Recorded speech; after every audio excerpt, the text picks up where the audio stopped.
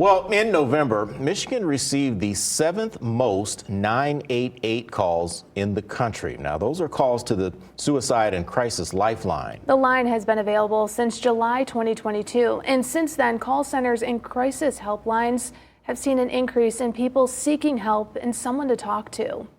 We do know that the need is very increased, but for the first time in history, what I'm seeing is a reduction in stigma. I think COVID really opened up a lot of people to the reality that mental health is also health. Michigan is seeing more and more people call, chat, or text the 988 Suicide and Crisis Lifeline.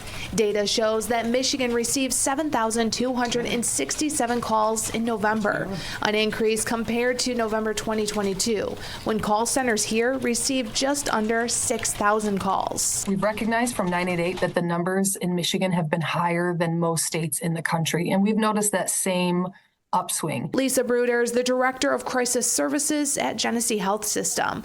GHS offers those services on weekends, something they have added in the last year to meet the community need. We also have a mobile team that can come to your home if that's something that you're more comfortable with. We have teams that go to schools.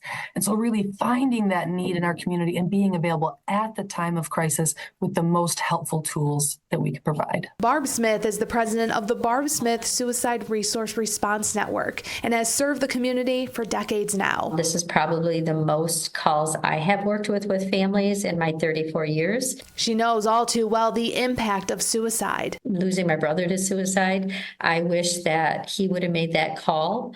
I wish that he would have talked to someone, because the long-term effects on a death to suicide are just gut-wrenching, and sitting with families after someone has died, it's a very painful place to be. Smith is an advocate for people calling, texting, and chatting with someone through 988.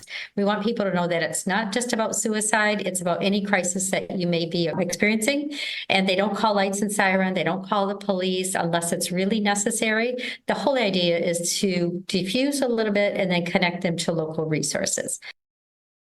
Smith tells me she wants people to know they don't have to suffer alone. Help is available and there is someone to talk to.